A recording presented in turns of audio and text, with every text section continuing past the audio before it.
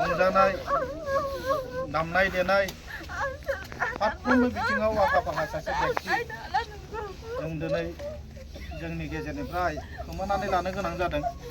गोबां नाजादोंमोन थेवबो खाफालनि लिरनाय नाजासेयावबो बिथांखौ जोङो बासायनानै लाखिनो हायासै। जों बुंनांगोन इसोरनि बियो मोनसे लिरखानाय खाफालनि लिरनाय।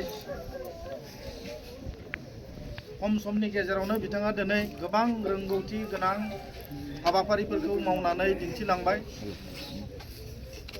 बिथांनि बानायनाय मुसुखा UN ब्रह्म दिनै गोबां जायगायाव गसंनानै दङ। दिनै जोङो बिथांखौ गोसोखांबाय थानांगोन। बिथांनि अबदानखौ जों जेब्लाबो बावनो हानाय नङा।